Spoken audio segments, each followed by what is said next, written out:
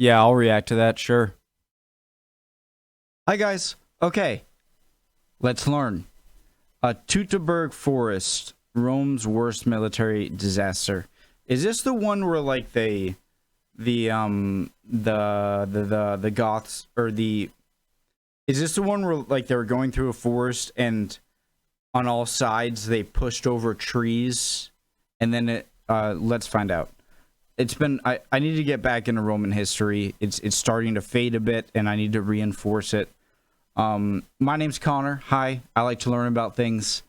Original link to the video, top of the description. Preemptive like for sure. World graphics is great. Link to the Discord in the description below. Click on it. Send you right over there. Love to have you. Pull up a chair. We're nice usually. Yeah.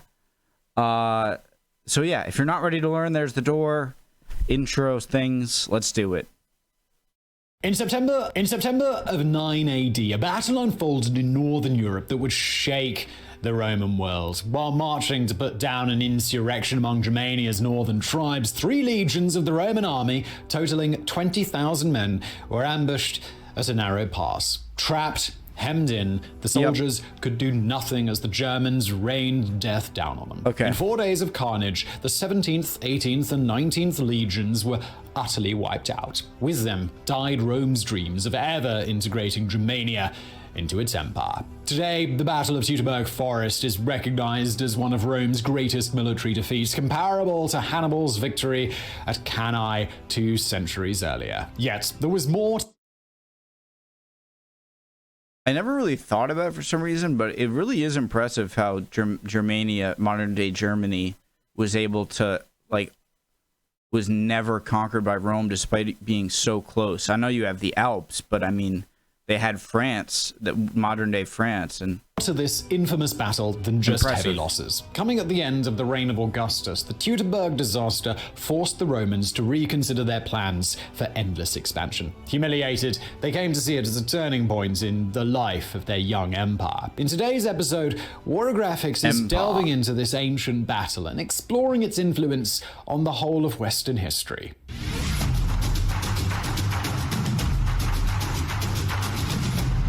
pay attention. I need to pay attention. Given the nature of the Teutoburg ambush, it can be tempting to think that it came at the height of some great war, at a time when violence was as common as uninformed opinions are on Twitter. But that might be the most surprising thing about the Battle of Teutoburg Forest. Rather than a time of conflict, it came when relations between Rome and Germania seemingly couldn't have been better. As 9 AD dawned, the Roman army was building roads and bridges across the region, establishing forts as far east as the Elbe River. The Germanic tribes, meanwhile, were engaging in cross-border trade across the Rhine, earning Roman gold and silver in return for iron and cattle. There were Germans serving as Roman auxiliaries, tribal elite studying military tactics under Roman commanders. In short, it appeared to be an era of relative harmony, but all that surface sunshine hid a deeper, far darker truth, one which might help explain the violence that would soon come bubbling up. The peace of 9 AD was only possible thanks to decades of mutual violence. From the moment they first encountered one another, sporadic yet thanks to decades of violence that would soon come bubbling up. The peace of 9 AD was only possible thanks to decades of mutual violence. From the moment they first encountered one another, sporadic yet intense fighting between the Romans and the Germanic tribes had been the default. There was the Great Cimbrian War of 113 to 101 BC that had seen migrating Germans and Celts threaten the Roman heartlands. There was Julius Caesar's side hustle during his conquest of Gaul, which saw him slap down the German leader Ariovistus in battle and build temporary bridges across the Rhine as a show of force. In the post-conquest era, Octavian's bro Marcus Agrippa had fought on the Rhine's east bank in 38 BC on behalf of local allies. But things really stepped up in 17 BC. That winter, the Sicambri tribe had launched a raid on Roman Gaul, defeated the 5th Legion, Aludi, and stolen their eagle standard. Now, this was a huge deal. Every legion in the Roman army carried one of these standards, which they called an aquila, and it was meant to represent the spirit of Rome itself. You know how people today get super upset about anyone defacing an American flag? I always wondered this in like statistics of a lot of, I'm almost going on a year now of watching a lot of these history videos at different battles and different channels on about different battles, and often like you'll hear like this many men taken, this many injured, this many slaves, or later on where there was gunpowder, you know, this many guns taken, and then they would also include like, and like also 12 standards taken, as if like that was somehow a statistic worthy of putting down on the side of casualties and guns taken.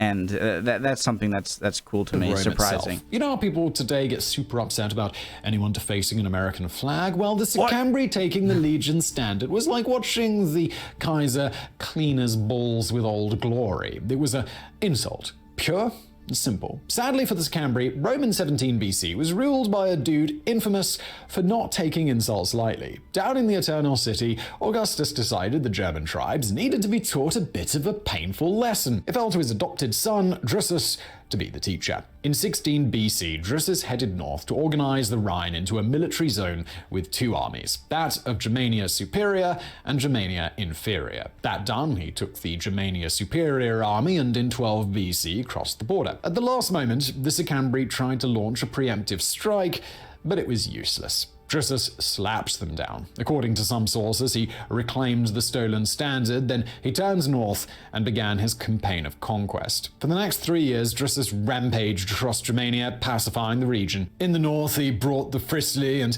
Chalci to heel. In the Lippe Valley, he made sure the Cherusci knew who was boss. By 9 BC, his army had reached the River Elbe. Suddenly, Germania was no longer some wild place beyond the empire's frontier. It was now freshly subjugated, somewhere Roman power had been definitively projected. Not that Drusus would ever get to tell his adoptive pa in person. Returning from the Elbe, he fell from his horse. The impact did what no German had ever managed to do: killed the conqueror. But rather than the end of anything, Drusus's death marked the beginning of a new era in Germania, one that opened with peace and ended in blood-soaked catastrophe.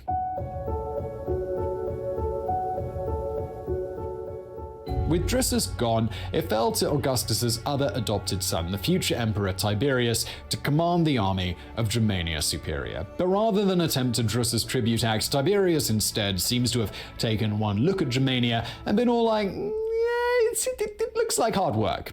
Germanicus isn't Caligula. Little Boots doesn't his father?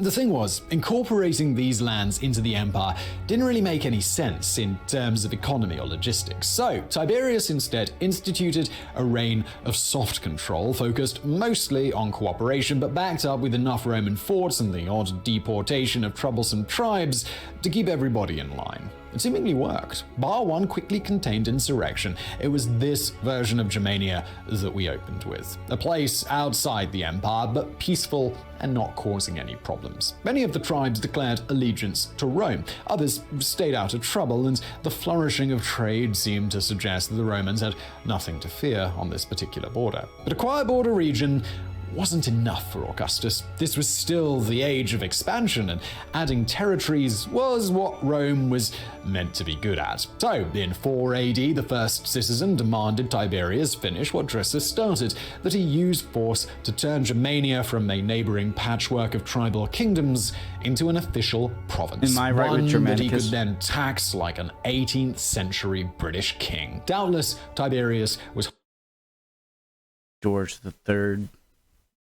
American joke. and taxed like an 18th century British king. Doubtless, Tiberius was horrified by this plan, but would you say no to Augustus? Despite his reservations, Tiberius took his army back into Germania, establishing new forts. At the Elbe, they hooked up with the navy and marched the river's length, staking out the border for the new province. By now, the only unconquered region was the kingdom of the Marcomanni in modern Bohemia under ruler Maroboduus. But Tiberius didn't plan to leave it unconquered for very much longer. Across the winter, bases were built on the edge of the kingdom. To the south, another force gathered at modern Bratislava in preparation. Please tell me I'm right with the guy. His name's Germanicus, right? And then he has a son, and that ends up being Caligula. Because if not, I'm really gonna have to refresh my Roman the military stuff. operation of the century. But in the end, that operation never went ahead. That I gotta shut up. the kingdom. To the south, another force gathered at modern Bratislava in preparation for the military operation of the century. But in the end, that operation never went ahead. That year, 6 AD, an uprising broke out in the province of Illyria. Tiberius was forced to drop everything and sprint south to help, a mission that would take 3 long years. In the meantime, Germania was left in an odd position, effectively conquered but not truly subdued, and not yet a province. The job of keeping it conquered while Tiberius was away fell to Publius Quintilicus Varus. The head of the army of Germany Inferior, home of the 17th, 18th, and 19th legions, Varus was, on paper, an excellent choice for governor of this not-quite province. He had served in Africa and Syria, had dealt with client kingdoms, and had a reputation as a shrewd man and a sterling diplomat. Now he was being asked to put those skills to use to increase taxes on the Germanic tribes and generally ready the region for annexation. To help him achieve these goals, Varus relied on friendly tribal leaders with connections to Rome. Among their number was today's I like last this statue, but it's also terrifying. on friendly tribal leaders with connections to Rome. Among their number was today's last major character, Arminius. A Cherusci prince, Arminius had seen his tribe defeated by Drusus while a child, after which had been taken to Rome as a noble hostage. The key word there was noble. Unlike the sort of hostage experience that you or I might get in remotest Colombia, Arminius's involved living in comfort and getting a Roman education. As an adult, he'd been made an equus, commissioned as an officer, and sent back to Germania, where he'd served in the Roman auxiliaries and generally gave the impression of being a grateful loyalist. It was an impression that Varus wholeheartedly believed. To the governor, Arminius was a capable soldier, an excellent messenger for communicating with the various tribes, and a staunch ally. More to the point, he was Romanized, surely a sign that he was as on board with the upcoming annexation as Varus was. But, well, looks can be deceiving. Beneath his veneer of loyalty, Arminius seems to have harbored an abiding hatred of the Romans. And in Varus, it seems the ambitious young prince saw the perfect opportunity for revenge.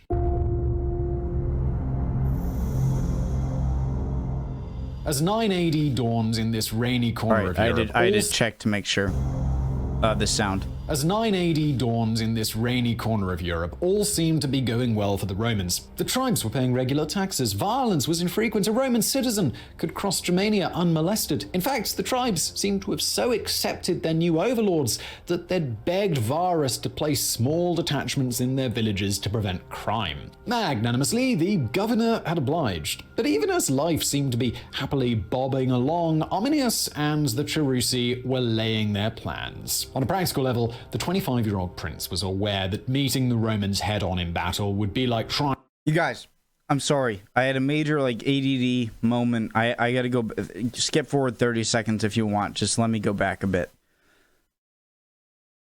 Okay. Unmolested. In fact, the tribes seemed to have so accepted their new overlords that they'd begged Varus to place small detachments in their villages to prevent crime. Magnanimously, the governor had obliged. But even as life seemed to be happily bobbing along, Arminius and the Cherusci were laying their plans. On a practical level, the 25-year-old prince was aware that meeting the Romans head-on in battle would be like trying to stop a freight train with a stern look. His warriors would be splattered all over the landscape. That left one option, staging an ambush, one where the terrain would render the Romans' battle tactics, which, remember, Arminius knew firsthand, unusable. Luckily, he had just the place in mind. Across that summer, Arminius used his position as Varus's messenger to sound other tribes out. Remarkably, he was pretty unsuccessful. Of the 50-plus Germanic tribes, only 5 solidly agreed to back him. Most refused to get drawn in, unhappy with the prospect of Roman rule, but not willing to risk their lives. A few even sided against him. When he heard of the plot, the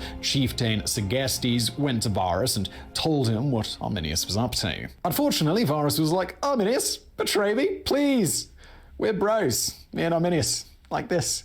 Tight. By the time the summer gave way to a wet and dreary fall, everything was in place. Finally, as Varus and his legions began preparing to leave their summer bases for their... Sorry, look at that beer gut. It's like mine. This guy's been having a lot of wine. winter forts on the Rhine, Arminius made his move. Up in the north, Germanic warriors began a series of small raids against Roman bases. We don't know if these raids succeeded in doing much damage, but that was hardly the point. As word came down that some tribes seemed to be causing trouble, Arminius approached Varus with a simple suggestion. suggestion. Since they were already marching, why not detour north and slap some sense into some barbarians? Knowing Sergestus's warning, it seems crazy that Varus didn't at least get some faint alarm bells ringing in his head at this point. But apparently not. Still trusting Arminius, the governor agreed to head north. What's more, he did so as a kind of jolly woodland hike. According to Cassius Dio, the Roman column contained animals, women, and children, and marched not in formation but all spread out. In other words, they're an easy target. Speaking of Cassius Dio, now's probably a good time to make a little note on the sources here. There are 4 decent ancient sources that we use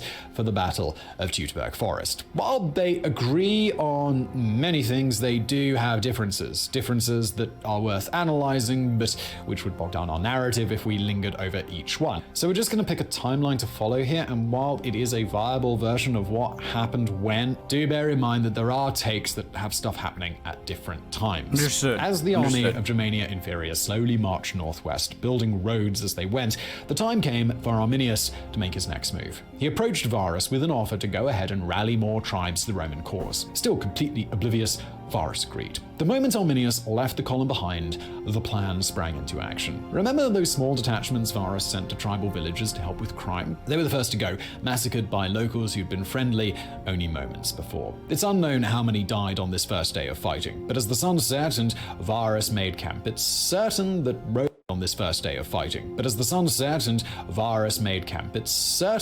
Roman blood had already been spilled. Yet those few drops were only the beginning. In no time at all, that trickle of blood would become a tsunami.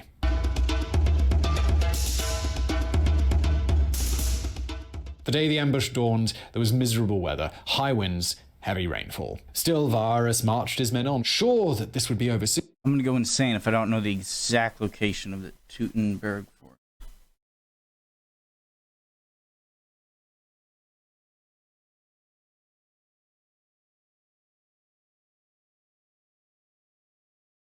Okay. Varus marched his men on, sure that this would be over soon, sure they had nothing to worry about except for damp clothes. At last, the marching Romans reached a narrow pass. On one side stood a low but steep hill, today identified as likely being Calcareous Hill.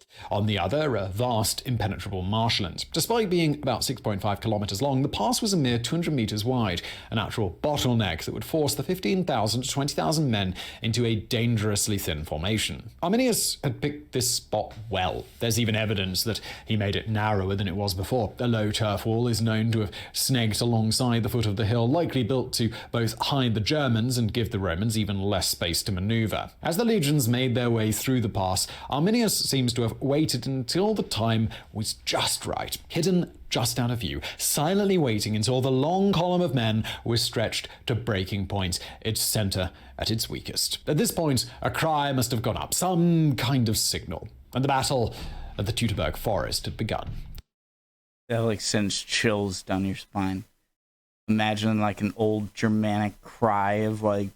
The sources themselves are pretty vague on what actually happened, but between them and archaeological finds, we can make some pretty decent guesses. From up on the hill, Arminius's warriors seem to have suddenly unleashed a volley of arrows and javelins at the marching column. According to Dio, their legions were marching out of formation, and when the attack erupted, this caused chaos. But before the Romans could even get their bearings, another cry went up, and suddenly Germanic warriors were sprinting down the hill, crashing into their lines, and the Romans were fighting for their lives. For those marching in the middle, the result was a massacre. Under the German onslaught, the column seems to have split in two, with those trapped at the back suffering the most. With no space to take up defensive positions, the legionaries tried charging the German wall, but unable to break through, they wound up falling back to the far side of the pass, desperate to stay out of reach of the German spears. It's at this point that things get really desperate. By now, hundreds likely lay dead. Unable to press on, the Romans sounded a retreat, heading back the way they came. But this only forced them to move alongside the earthen wall, leaving them open to constant German attack. Shattered, exhausted, the two parts of the column broke away from one another, focused only on getting out alive. Whether they did that or not, is up for debate. One half of the broken column seems to vanish at this point, possibly destroyed, possibly fighting its way to safety in the direction of the Lippe Valley, or possibly breaking and fleeing into the marshes to die miserable deaths. The other half, though, managed to escape. With Varus still at its head, the column ran west, finally finding a suitable spot to hastily build a camp. As the sun went down on that bloody day, the surviving Romans burned their wagons, ditched everything that might slow them down during their desperate retreat. It's tempting to wonder what was going through Varus's head at that point. If he cursed himself for ignoring Segestus's warning all those weeks earlier, or maybe there was nothing but numb terror. That night, it seems the Germans attacked the camp, but failed to break inside. Dawn broke the next day on a desperate huddle of sleep-deprived men. Many had hastily buried their money, not wanting it to fall into enemy hands. They likely left the camp early, striking out west for the Rhine for a faint glimmer of safety on the horizon. But deep down, they must have known they were never going to make it. Arminius and his warriors were coming for them, chasing the Romans down like wild animals. By the time another 48 hours had passed, almost no one in the 17th, 18th, and 19th legions would be left alive.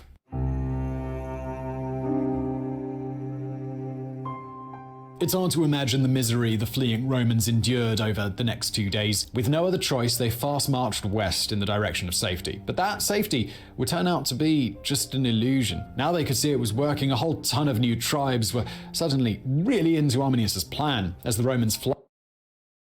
Now you're into it. Hey, his plan worked. Now let's get him. Vulnerable positions on their column were hit again and again with quick strikes, picking off the weak, the stragglers, the unlucky. Each time the Romans would try to counterattack, each time the Germans would vanish back into the forest before they could regroup. At least, that's how the sources tell it. One fascinating thing you learn when you hear experts talking about the Battle of Teutoburg Forest is that it probably didn't take place in a forest at all, or at least not entirely. Ancient writers used motifs like dark forests and lashing rain more to show somewhere was remote and inhospitable, rather than as a literal description of the landscape. Recent archaeological evidence has even suggested that the lands had been quite effectively tamed by German tribes. But whether it took place in a fairy tale forest or amid a pastoral landscape, the outcome of the Roman retreat was the same. As the day progressed and the attacks got fiercer, some cavalry tried to break off and flee. They too were cut down, destroyed by their pursuers, but things were no better for those who stayed. In the afternoon, a second ambush on a hillside devastated what remained of the Roman lines. So badly were they hit that it doesn't seem they were able to make camp that night. Instead, they must have trudged on, exhausted, harried on their flanks. When the sun at last rose again, it brought with it not relief, but the last hours of the battle. Dio tells us that it was raining heavily, although that might just be a dramatic flourish. Ahead lay a Roman-built road through the Ems Valley, one which might lead them to friendly territory, but not at this pace. At some point that day, it became clear that the battle was over. Varus and his officers committed suicide. Around them, the lines broke in final, awful panic. Some soldiers followed Varus's lead and took their own lives. Others simply ran for it, trusting blind luck to get them to safety. Yet others surrendered. Not that it did them much good. The Battle of Teutoburg Forest likely ended in a massacre. Scores of Romans were seemingly killed, their bodies abandoned in the woods. Others may have been sacrificed on a nearby hill to the German gods, a ceremony in which the 3 legions' eagle standard was desecrated. The survivors were either sold into slavery or kept as hostages to later be traded back to the empire. Mostly, though, those who witnessed the ambush didn't live to tell the tale. The final toll of Arminius' ambush is thought to be close to 20,000 Roman soldiers dead, a military disaster unparalleled in what was supposed to be peacetime. The 17th, 18th, and 19th legions were annihilated, so utterly destroyed their numbers would never be used again. Nor was this the end, even to be peacetime. The 17th, 18th, and 19th legions were annihilated, so utterly destroyed their numbers would never be used again. Nor was this the end. Even before the few survivors made it to the Rhine to tell their tale, the tribes began launching ferocious attacks on Roman forts within Germania. Only a single one is said to have survived. Everywhere else, more massacres unfolded. Yet it wouldn't be in Germania itself that the greatest impact of the battle was felt, but in the heart of the Roman Empire.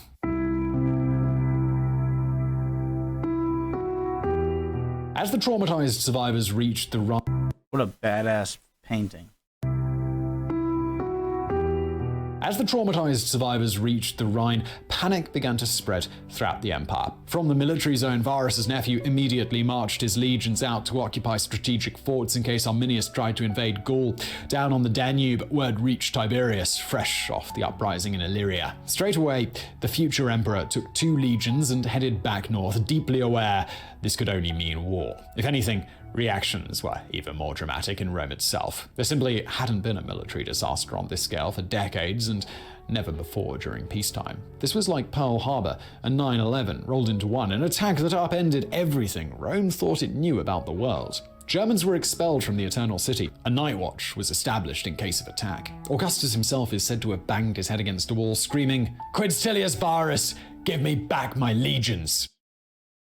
Yet, shocking as the defeat was, the follow-up invasion never came. That winter, Arminius did try to continue the war, sending Varus's severed head to Mareoboduus, the Bohemian chieftain who Tiberius had planned to attack back in 6 AD. But rather than go toe-to-toe with Rome, Mareoboduus sent the head to Augustus, who had it buried. After that, the only option was revenge. Back in our biographies... Please tell me I'm not Germanicus, right? Isn't it Germanicus? And his son is Caligula? And the officers would say he has little boots because he had a little uniform. Am I...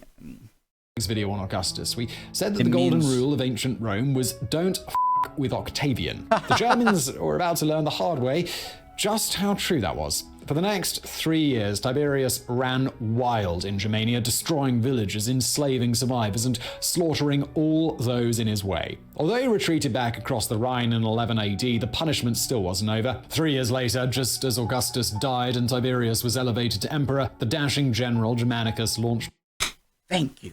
his own invasion of Germania. This time, the campaign would be like an avenging angel of death, sweeping across the lands. Germanicus managed to find and free Segestes, capture Arminius' wife, reconquer the Lippe Valley and the north, and even defeat Arminius himself in battle. But the most harrowing moment came when his legions stumbled across the remains of the Teutoburg battle. The skeletons of hundreds of Roman soldiers were scattered over a wide area, some of them dismembered, others with body parts nailed to trees. Germanicus oversaw their burial, then went right back to warring. By the time he was done, Germania had been brutally pacified. Yet the Romans would never go any further than this. In 16 AD, Germanicus was recalled to Rome, his war over. Rather than annex Germania, Emperor Tiberius opted to keep the region as it had been after Drusus's long-ago campaign, a collection of independent kingdoms subservient to, but not part of, the empire. The threat of annexation over, Arminius' tactical alliances collapsed. In 17 AD, the prince went to war with Mareoboduus, Rome seemingly forgotten. But while he won that battle, he wouldn't have long to celebrate. In 21 AD, Arminius was murdered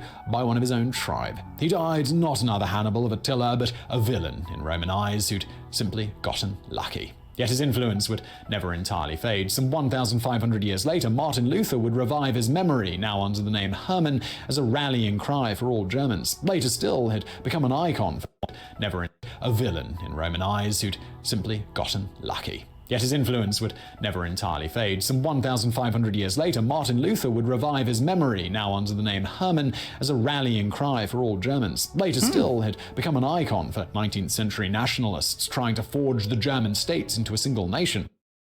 One of the most enjoying things about history, about learning about history, is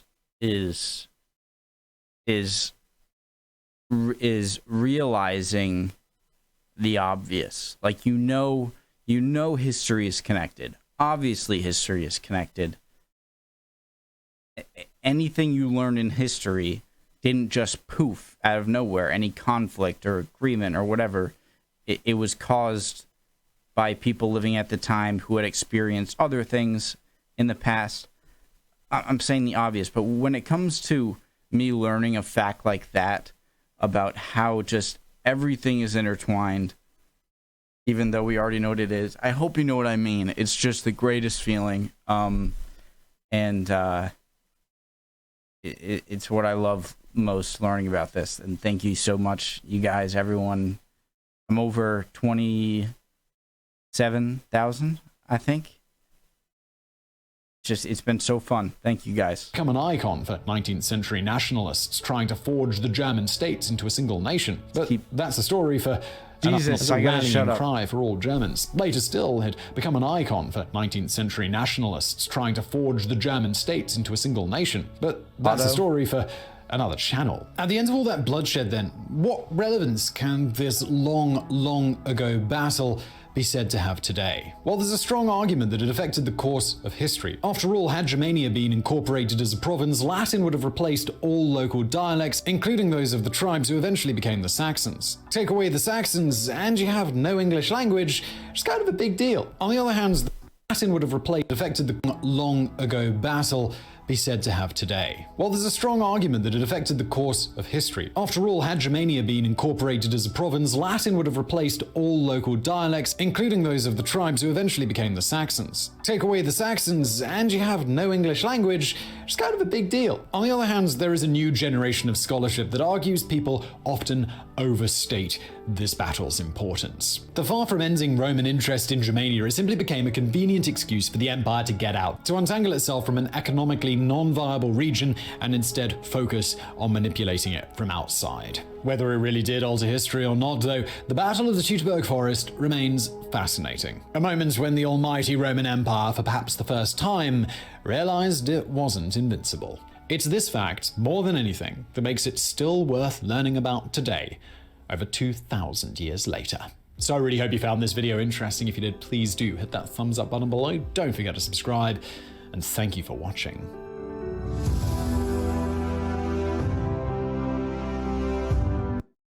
Great. I'm sorry I paused a lot there, guys, and talked over and I had to go back a bit, but great video.